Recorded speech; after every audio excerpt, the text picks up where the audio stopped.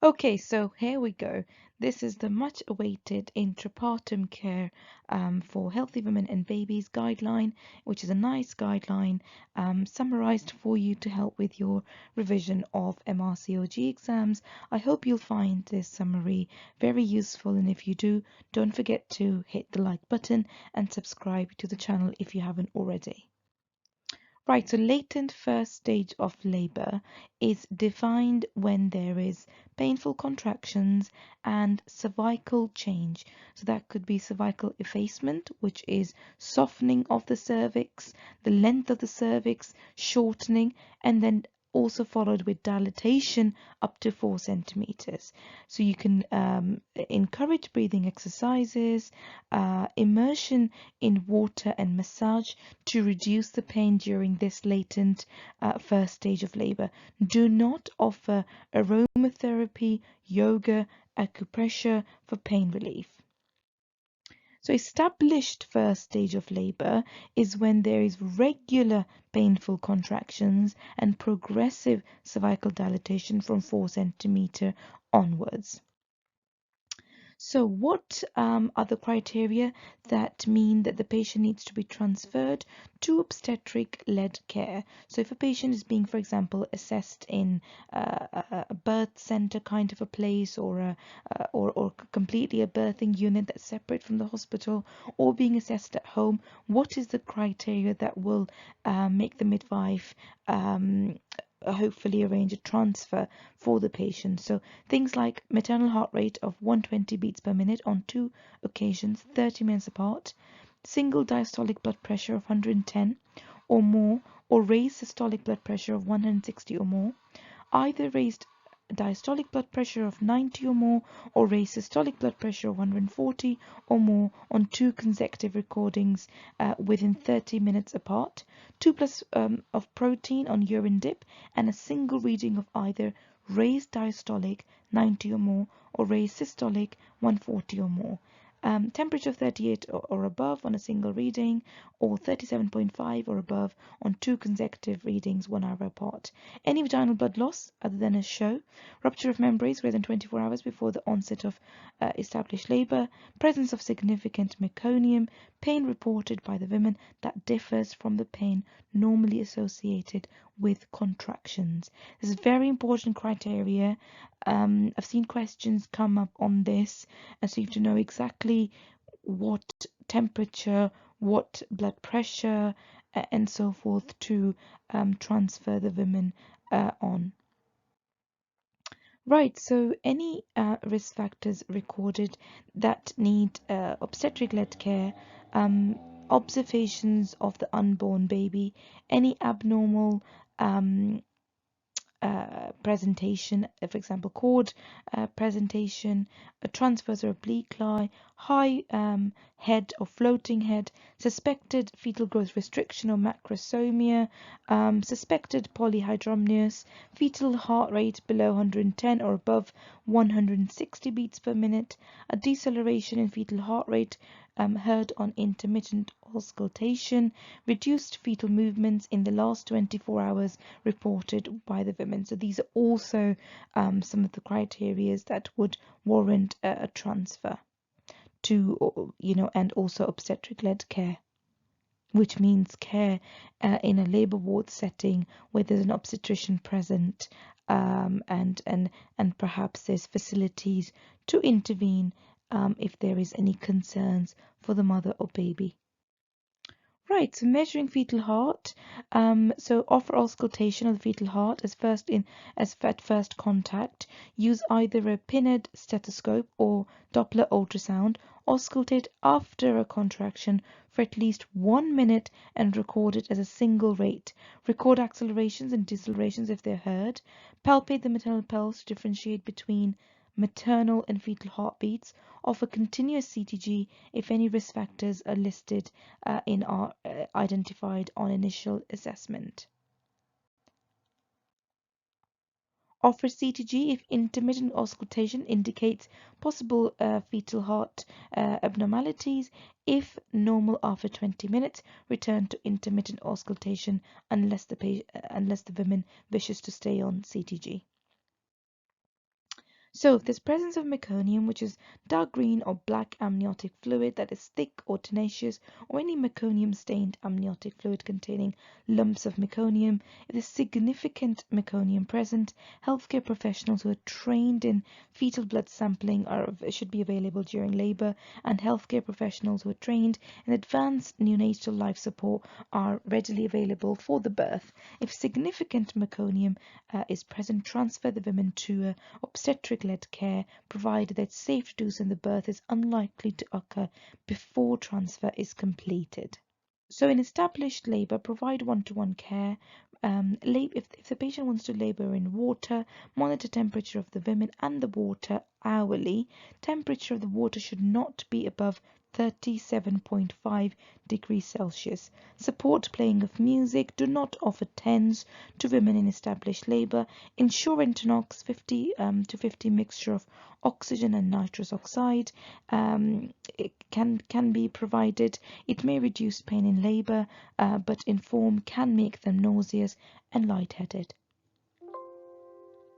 So intravenous and intramuscular opioids. So ensure that pethidine, diamorphine, or other opioids are available in all birth settings. Side effects like drowsiness, nausea, and vomiting, and can also result in baby having short-term respiratory depression and drowsiness, which can last for several days. May interfere with breastfeeding.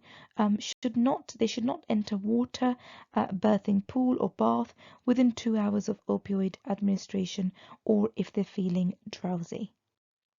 So epidural analgesia is only available in obstetric units, provides more effective pain relief, is not associated with long-term backache, not associated with longer first stage of labor or an increased chance of a cesarean birth, associated with longer second stage of labor and an increased chance of vaginal instrumental birth.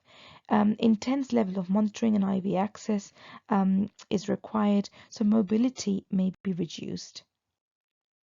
So additional observations that are required for women with regional analgesia. So during establishment of regional analgesia or after further boluses, measure blood pressure every 5 minutes for 15 minutes.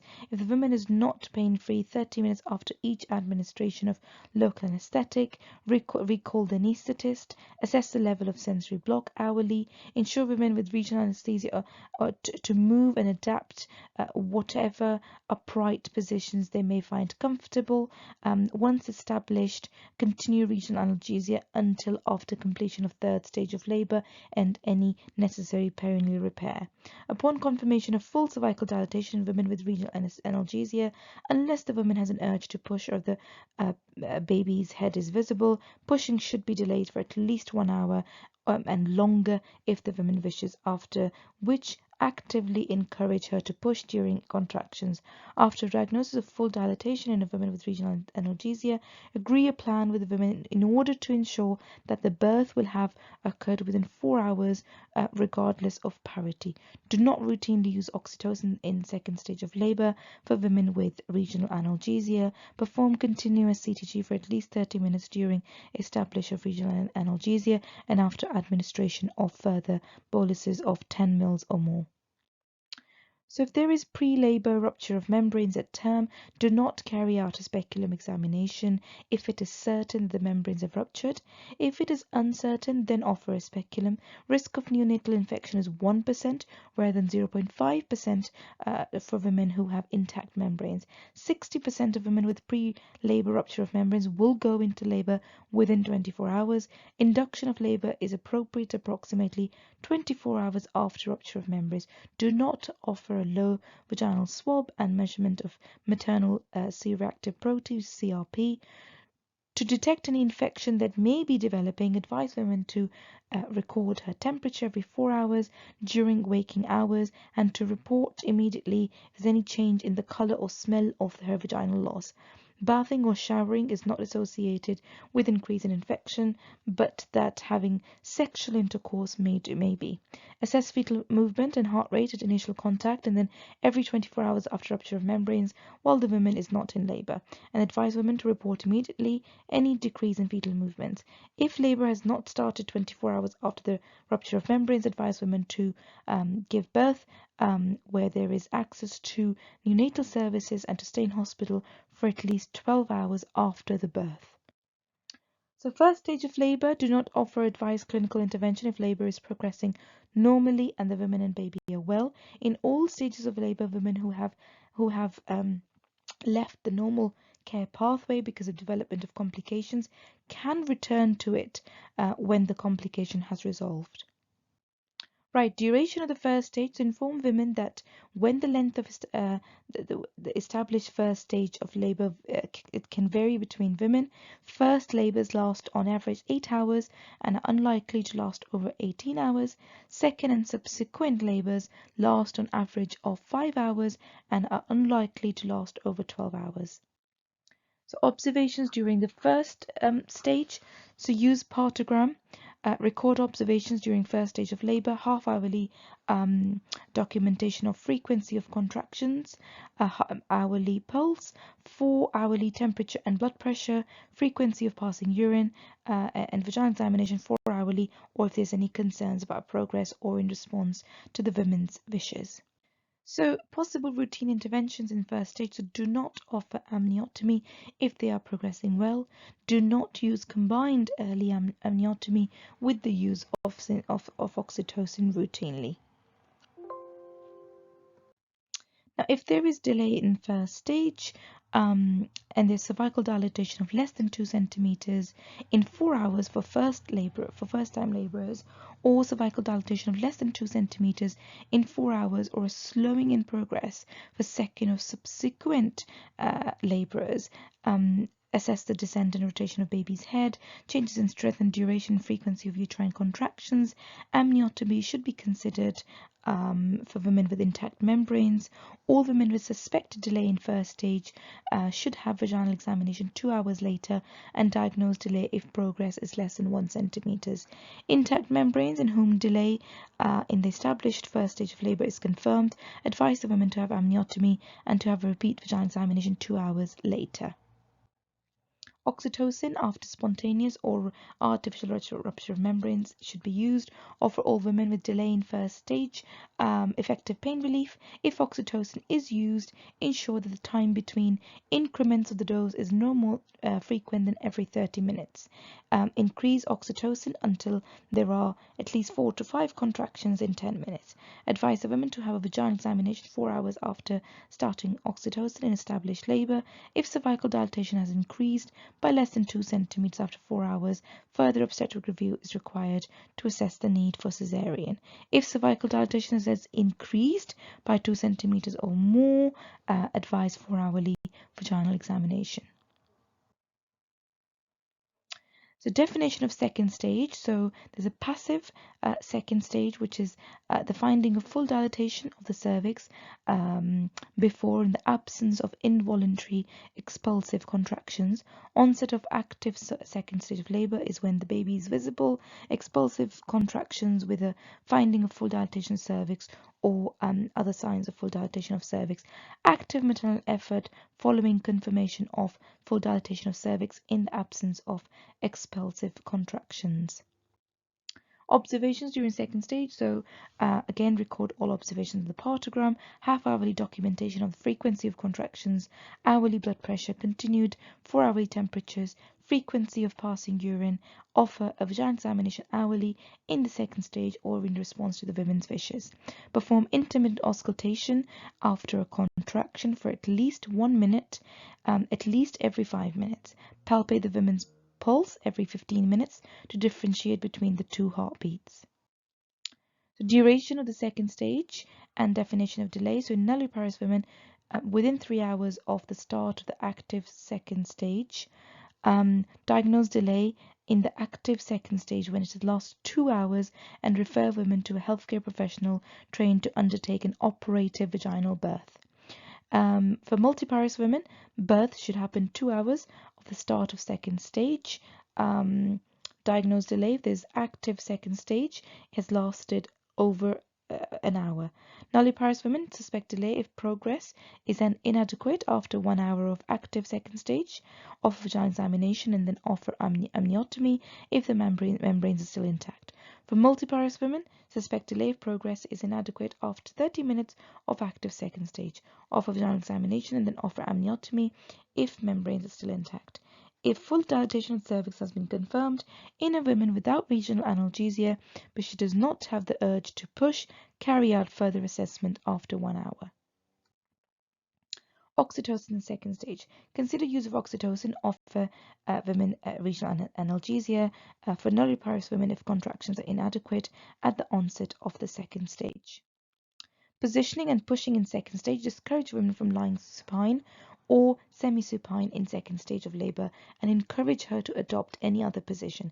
In second stage, should be guided by the urge to push. If pushing is ineffective, offer support, change of position, emptying of bladder, and encouragement. If episiotomy is performed, then recommended technique is mediolateral at the vaginal fourchette and usually direct to the right side. The angle to the vertical axis should be between 45 and 60 degrees to perform the episiotomy. Perform an episiotomy maybe for an instrumental birth or suspected fetal compromise. Delay in second stage inform obstetric requires an obstetric assessment, maintain ongoing obstetric review every 15 to 30 minutes. Instrumental birth, if there's any concern about baby's well-being or there's prolonged second stage, test effective anesthesia, offer a pudendal block combined with local anesthetic to the perineum during instrumental birth. The definition of third stage is from the birth of the baby to the expulsion of the placenta and the membranes. Active management is routine use of uterotonic drugs, defer clamping and cutting the cord, controlled cord traction after signs of separation of the placenta. Physiological management is no routine use of uterotonics, no clamping of the cord until pulsation has stopped, delivery of the placenta by maternal effort. So prolonged third stage is when the with active management, placenta is not delivered for 30 minutes, or with physiological management, it's not delivered for 60 minutes. So patient's general physical condition, her color, respiration should be noted. Vaginal loss, transfer her to obstetric care, and carry out frequent observations to assess whether resuscitation is needed.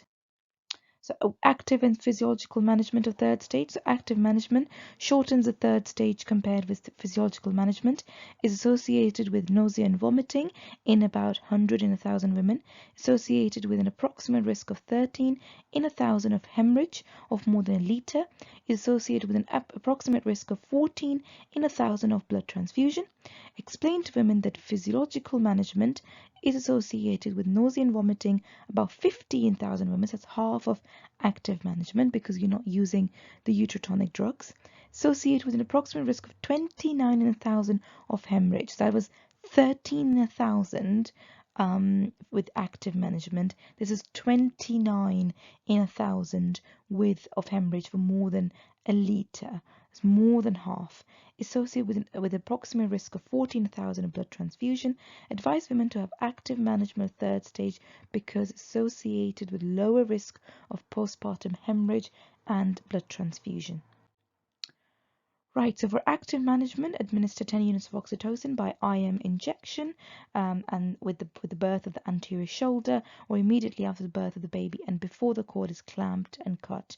Do not clamp the cord earlier than 1 minute from the birth of the baby unless is concerned about the integrity of the cord or the baby has a heart rate below 60 beats per minute and is not getting faster.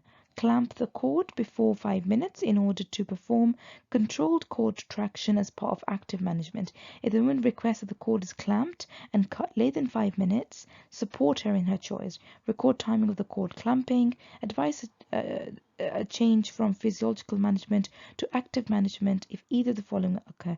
If there's hemorrhage, the placenta is not delivered within 1 hour of the birth of the baby. Offer a change from physiological to active management if the woman wants to shorten the third stage. Do not use either umbilical oxytocin infusion or prostaglandin routinely in the third stage of labor. So there's retained placenta, secure IV access. Do not use IV oxytocin agents routinely to deliver a retained placenta. Give IV oxytocin agents if the placenta is retained, the woman is bleeding excessively. If placenta is retained, is concerned about women's condition, offer vaginal examination to assess the need to undertake manual removal of placenta. Explain that assessment can be painful. Advise her to take analgesia. If the woman reports inadequate analgesia during assessment, stop the examination and address this immediately. Do not carry out a manual removal without an anesthetic. So postpartum hemorrhage, antenatal risk factors are previous retained placenta or postpartum hemorrhage, maternal hemoglobin below 85, BMI over 35, grand multiparity, that's parity 4 or more, antepartum hemorrhage, over distension of the uterus, things like multiple pregnancy, polyhydramnios or macrosomia, existing uterine abnormalities, low-lying placenta, maternal age of 35 years or older, risk factors in labor, induction of labor, prolonged first, second, or third stage of labor, oxytocin use, precipitate labor, operative birth, or cesarean section. So postpartum hemorrhage, empty the bladder, conduct uterine massage, uterotonic drugs should be given along with intravenous fluids, give supplementary oxygen, arrange for transfer of women to obstetric-led care, bolus of one of the following as first-line treatment. So oxytocin 10 units intravenous or ergometrin 0.5 milligrams intramuscular or combined oxytocin and ergometrin 5 units and 0.5 milligrams IM. Perform examination under anesthetic, ensure the uterus is empty and repair any trauma, consider balloon tamponade before surgical options, be aware that no particular surgical procedure can be recommended over any other for treating postpartum hemorrhage. Care of the newborn baby, ABCAS should be recorded at 1 and 5 minutes. Take paired cord samples for blood gas analysis after clamping the cord using 2 clamps if the baby is in poor condition. The cord samples don't routinely need to be taken if the baby is well. Care of the woman after birth, successful voiding of the bladder should be assessed. Assess whether to transfer the woman after 6 hours of her if the bladder is palpable and she's unable to pass urine after 6 hours of birth. So neonatal resuscitation, so evaluate condition of the baby, specifically respiration, heart rate and tone. All relevant healthcare professionals should have at least annual should attend a course on neonatal resus, which has been nationally accredited, which has got the guidelines on neonatal resuscitation. If resuscitation it happens, then start with air, minimize separation from the mother, taking into account the clinical circumstances. So if there is meconium present, there has been significant meconium and baby is healthy, closely observe the baby within a unit with immediate access to a neonatologist. Perform observations at 1-2 hours of age and then 2 hourly until 12 hours of age. If there has been non-significant meconium, observe the baby at 1 and 2 hours of age in all birth setting. If any of the following are observed after any degree of meconium, ask a neonatologist to assess the baby. So respiratory rate above 60 per minute, the presence of grunting, heart rate below 100 or above 160, capillary refill above 3 seconds, body temperature of 38 or more or 37.5 on 2 occasions 30 minutes apart, oxygen saturation below 95%, presence of central cyanosis confirmed by a pulse oximetry if available. Babies want to Women with pre-labor rupture of membranes, so if there's no signs of infection, do not give antibiotics, even if the rupture is more than 24 hours. If there is evidence of infection, then prescribe full course of antibiotics, intravenous antibiotics. Baby's well-being in the first 5 days after birth should be assessed, particularly in the first 12 hours when the risk of infection is the greatest. Do not perform blood or cerebral spinal fluid or surface culture test in an asymptomatic baby. Refer a baby with any symptoms of possible sepsis or born to a woman who has evidence of chorioamnionitis to a neonatal care specialist immediately. Perineal care, so this first degree trauma, that's injury to skin only. Second degree is injury to the perineal muscles, but not the anal sphincter. Third is injury to the perineum involving the anal sphincter. 3A is less than 50% of external anal sphincter is torn. 3B is more than 50% of external anal sphincter is torn. 3C is internal anal sphincter is torn. Fourth degree is injury to the perineum involving the anal sphincter complex, which is external internal anal sphincter and anal epithelium. A rectal examination to assess whether there has been any damage to the external or internal sphincter should be carried out if there's any suspicion that the perineal muscles are damaged. Repair to the perineum should happen as soon as possible to minimize infection and blood loss. Infiltrate 20 ml of 1% lidocaine.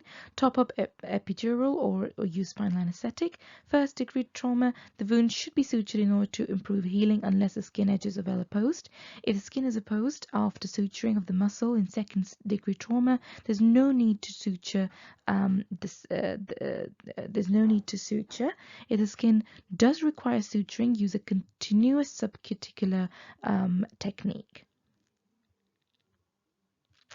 Undertake perineal repair using a continuous non-locked suturing technique for the vaginal wall and the muscle repair. Well, that's it. I hope this guideline summary was very useful for you, as I do remember that this is quite a difficult guideline to try and take up and take on everything that you need to know for the exams. So I hope this summary is useful, and good luck with your exam.